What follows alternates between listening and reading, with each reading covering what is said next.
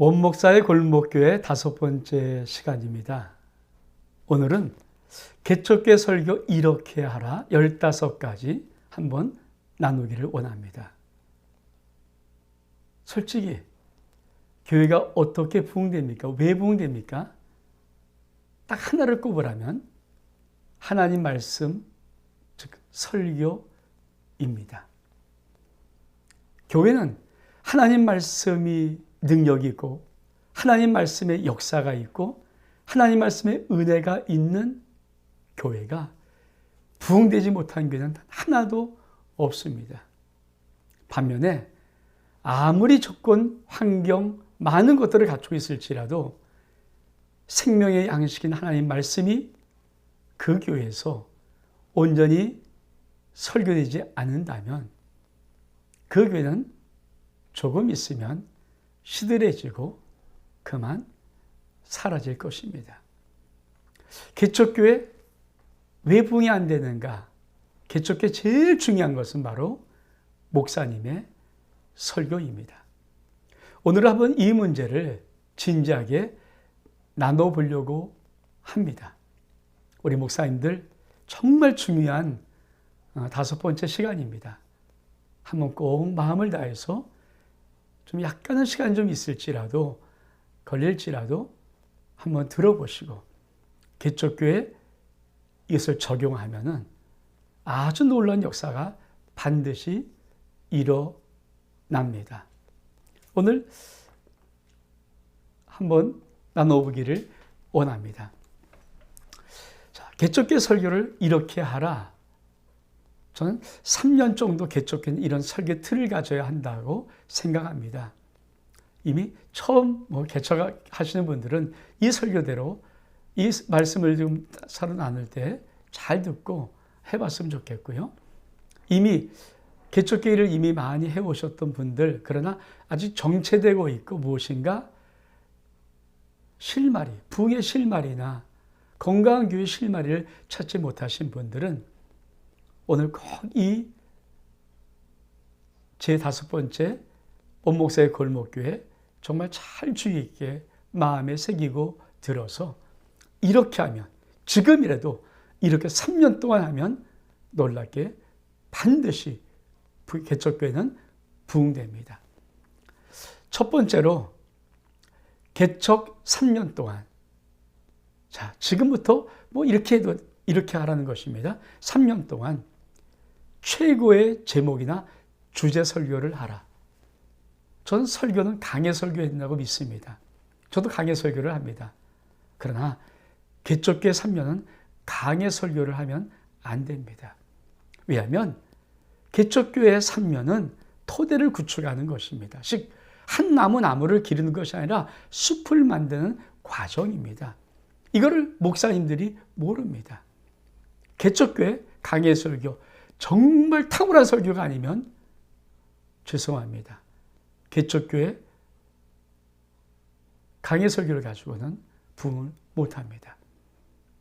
개척교회는 제목 설교와 주제 설교, 그것도 성경에 가장 중요한 말씀들이 있습니다. 그것들을 뽑아서 설교를 해야 됩니다. 그걸 많이 찾지 못한다면은 저는 아주 탁월한 목사님의 설교집 가운데 강해 설교를 제외하고요. 그런 설교집을 10권이나 15권 나온 모든 것을 다 사서 그 성경 본문 그대로 한번 설교해 보면 됩니다. 저도 개척 초기에 이중표 목사님 설교집 다 읽어보고 그 설교 그 본문을 정말 많이 설교했습니다. 때로는 김삼환 목사님의 설교집 다 읽어보고 그 성경 본문을 선택해서 많이 설교했습니다. 심지어는 정필도 목사님의 설교집 중에 금요 기도에 설교를 모았던 그 중요한 본문들을 한 번 다 설교해 본 적도 있습니다. 옥하는 목사님 설교도 들어봤습니다. 이런 것들이 필요합니다. 정말. 그래서 강해 설교하지 말고 이렇게 성경 66권의 아주 중요한 말씀들을 한 번씩 다 한 번 3년 안에 설교를 해보면 개척교회에 놀라운 역사들이 일어나기 시작합니다. 그리고 나서 강해 설교해도 늦지 않습니다. 두 번째로 개척교회 첫 3년 설교는 아주 불을 토하듯 설교해야 됩니다. 이것이 핵심입니다. 왜냐하면 집을 건축할 때 땅을 팝니다. 기초를 세웁니다. 벽돌을 쌓습니다. 이 오랜 목석입니다. 포크레인 와서 땅을 파고 뭐 어떤 것이 와서 기둥을 박고 이런 요란한 것들, 이게 집을 질 때 하는 것입니다. 그러나 집을 다 건축한 다음에 인테리어는 그렇게 하지 않습니다. 깔끔하게 안에서 이렇게 뚝뚝뚝 하면서 합니다. 개척교회 똑같습니다. 개척교회 첫 시작해서 3년, 지금 만약에 정체되고 아직도 돌파하지 못하고 뭔가 한계를 느끼고 있으신 목사님, 다시 처음 시작한다는 마음으로 3년 동안은 정말 열정적으로 불을 토하듯 설교를 해야 됩니다. 세 번째로 개척교회 3년 설교는 권세 있는 새 교훈의 설교를 해야 됩니다. 이 말은 목사의 설교가 능력이 있어서가 아닙니다. 우리 하나님이, 우리 주님이 개척교회, 주의 몸된 교회를 이 땅에 세울 때 3년 정도는 우리 주님이 책임지고 목사의 모든 설교를 주님이 역사하십니다. 권세는 새 교훈으로 주님이 만들어 주십니다. 그래서 선포한 대로, 설교한 대로 역사가 일어납니다. 이 믿음이 개척교회 목사님 속에 있어야 됩니다. 내가 하는 거 아닙니다. 내 기도 시간과 상관도 없습니다. 어쩌면 우리 하나님이, 우리 주님이 당신의 교회이기 때문에 놀랍게 역사하십니다. 그래서 선포한 대로 교회는 세워져 나가는 것입니다. 네 번째로 창조의 설교를 하라. 하나님이 우리 창세기 1장에 보면은 천지를 어떻게 창조했습니까? 하나님이 가라사대 빛이 있으라. 그러면서 놀랍게 하시는 말씀이 있습니다. 보시기에 좋았더라. 보시기에 좋았더라. 보시기에 좋았더라. 왜 개척교회에 부응이 안 될까요? 목사님들이 개척교회를 어떻게 세울지 그 하나님의 디자인이 없습니다. 우리가 만약에 새로운 집을 세울 때, 새로운 집을 만약에 인테리어 할 때, 새로운 집에 가서 가정을 꾸릴 때 어떻게 합니까? 화기애애하고 화목하고 웃음이 가득하고 행복하고 사랑이 넘치고 이거 하지 않습니까? 아니 가정을 이루고 처음 가정을 이루고 처음 집을 이루는데 거기에 싸움박질하고 뭐 그냥 너 잘났다 너 나쁘다 이런 거 안 하지 않습니까? 이 말은 창조 설교란 말은 하나님의 교회를 가장 아름다운 하나님의 교회로 주의 몸된 교회로 만드는 그런 설교를 해야 된다는 것입니다. 축복, 사랑, 위로, 은혜, 평안, 역사, 응답, 하나님의 모든 이 아름다운 설교의 주제를 어떻든 간에 설교할 때마다 집어넣어야 됩니다. 그래야 처음 시작하는 이 교회가 창조의 역사를 가지고 아름답게 정말 화목하게 귀하게 놀랍게 부흥하면서 성장해 나가는 것입니다. 다섯 번째로 설교 메뉴표를 작성하라. 이것이 무슨 말인가요? 왜 개척교회가 부흥하지 못하는가? 설교 메뉴표가 없습니다. 자, 우리가 음식에 들어가면은 제일 처음에 아무리 유명하지만 뭘 봅니까? 메뉴판을 봅니다. 그 집에서 어떤 음식을 만드는지, 어떤 것을 잘하는지. 그래서 메뉴 앞에 있는 표지편을 보면서 아, 저걸 먹고 싶다 결정하지 않습니까? 목사님의 교회는 설교 메뉴판이 있나요? 다시 말하면 처음 온 사람이 들어왔을 때 이 교회가 어떤 하나님의 생명의 말씀을 증거하는 그 메뉴판이 결정돼야 됩니다. 많은 목사님이 이게 뭔지를 모릅니다. 개척교회 목사님 목회를 하지만 이 설교 메뉴판을 작성하지 않습니다. 전 초반에 설교 메뉴판을 이렇게 정했습니다. 저는 처음 개척할 때부터 이렇게 선언했습니다. 우리 교회는 행복한 가정, 황홀한 삶을 이루어가는 교회다. 예수 안에서 행복한 가정, 황홀한 삶. 누가 오든지 어떤 설교를 듣든지 저는 이 설교의 큰 테두리를 늘 씌웁니다. 행복한 가정. 예수 믿으면 가정은 행복해야 되고, 그리고 인생은, 예수 믿는 인생은 황홀할 만큼 아름다워야 됩니다. 이게 제 개척교회 처음에 주 메뉴였습니다. 그리고 이 메뉴판을 보고 사람들은 한 명 한 명씩 들어오는 것입니다. 그리고 메뉴판을 그 음식을 먹고 영양식을 먹고 놀랍게 그것을 기뻐하는 것입니다. 목사님, 설교 메뉴판 정하셔야 됩니다. 그것이 있어야 됩니다. 6번째로 목사 초년. 이거는 이미 많이 시작한 목사님들은 상관이 없습니다. 그러나 정말 내가 개척교회를 하는데 내가 목회자도 처음이다. 그러면 무조건 이 개척교회 설교는 프랜차이즈 설교를 해야 됩니다. 창조는 모방으로부터 나옵니다. 어떤 누구도 모방이 없는데 창조를 해나갈 수 있는 분은 없습니다. 사람은 없고 하나님은 아시지만, 그러므로 설교도 프랜차이즈, 다시 말하면 많이 배워야 합니다. 많은 좋은 설교를 따와서 해봐야 됩니다. 전 개척교회 처음 개척할 때 우리나라 모든 상황이 대부분 이렇습니다. 아내와 하든지 자식과 하든지 아니면 부모님과 하든지 어떤 가족 중심의, 때로는 친분이 가까운 사람의 중심에 사람들이 모입니다. 그 사람들은 내가 사실 어떻게 행동해도 다 용납할 수 있는 사람들입니다. 지지하는 사람들입니다. 이 성도 수의 여유가 좀 있습니다. 성도의 이 분류 속에 여유가 있습니다. 그럴 때 설교의 탁월함을 정말 배워야 합니다. 나중에 한번 말씀하겠지만 정말입니다. 프랜차이즈 설교, 정말 유명한 설교들을 해봐야 됩니다. 그 설교의 모양을 따라해야 됩니다. 그래야 설교를 놀랍게 배울 수가 있습니다.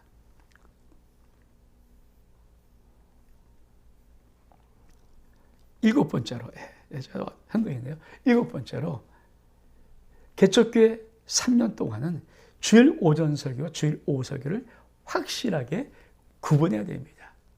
전 주일 오전 설교는 강해 설교나 제목 설교, 주제 설교 하듯이 그것은 복음을 선포하는 것입니다. 그러나 오후는 시리즈 설교를 해야 됩니다. 자료는 무궁무진하게 많습니다. 그 시리즈를 선택해서 어느 한 주제를 가지고 계속해서 시리즈를 해야 됩니다.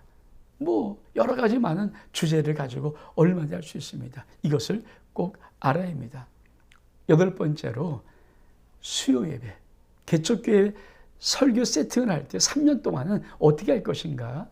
수요 예배는 성경 공부를 해야 됩니다. 제가 많이 개척교회를 다녀보지 않았습니다만, 그러나 이런저런 개척교회를 볼 때마다 참 답답함을 느끼는 것이 있습니다. 주일 오전도 강해 설교합니다. 주일 오후도 강해 설교합니다. 수요일도 또 설교합니다. 금요일도 설교합니다. 그렇게 해서 개척교회 세팅이 되지 않습니다. 개척교회 세팅의 수요 예배는 적어도 3년 이상 정도, 좀 더 많은 시간 동안에 철두철미하게 성경 공부를 해야 됩니다. 예수님의 3대 사역이었습니다. 천국 복음을 전파하였습니다. 그리고 가르쳤습니다. 그리고 치유하였습니다. 가르침이 굉장히 중요한 사역입니다. 성도를 가르쳐야 됩니다. 근데 이때 어떻게 성경 공부를 할 것인가? 아무렇게나 하면 안 됩니다. 지금 말하면 2020년 지금의 가장 최고의 성경 공부 교재. 지금 많은 사람이 그거 성경 최고다 하는 그런 교재를 가지고 뚫어가야 됩니다. 예를 들면 이건 사라는 거 아십니다. 예수님의 사람들, 유기성 목사님 그 교재 탁월하거든요. 그거 가지고 성경 공부를 해나가야 됩니다. 헬렌 블랙가비의 하나님의 경화선, 당대 최고의 성경 공부제 하나라고 합니다. 이런 것들을 놓고 집중해서 IVP라든지 예수연단이든지 예비교회든지 어떤 것이든 간에 하여튼 최고의 성경 공부 교재를 가지고 3년 이상은 꾸준히 수요일마다 성경 공부를 해야 됩니다. 9번째로 개척교회 3년 동안 설교 세팅은 특히 금요 기도회는 명확한 설교 주제를 정하고 하는 것입니다. 특별히 예수 십자가, 예수 보혈, 예수 이름, 성령, 기도, 복음의 능력, 회개, 이런 주제를 가지고 아주 뜨겁게 말씀을 전한 다음에 뜨겁게 함께 기도할 수 있도록. 사실 개척교회 3년 동안 금요기도는요, 성령에 불을 붙이는 시간입니다. 은혜에 불을 붙이는 시간입니다. 기도에 불을 붙이는 시간입니다.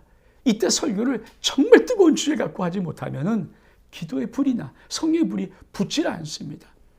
왜 개척교회 힘이 없는가? 활력이 없는가? 목사님이 금요기도에 뚜렷한 명확한 이 불붙는 주제를 가지고 불을 붙인 설교를 안 했기 때문입니다. 단지 무슨 말씀을 정하고 기도, 이거 안 됩니다. 말씀에 불이 붙어야 기도에 불이 붙고 성령에 불이 붙는 것입니다. 10번째로 교회 절기, 교회 이렇게 절기, 뭐 사순절이든지 부활절이든지 성령 강림이든지 맥주 감사절이든지 여러 가지 많은 교회 절기들, 성탄절이든지 이런 교회 절기는 설교의 실력을 확장할 수 있는 최고의 기회입니다.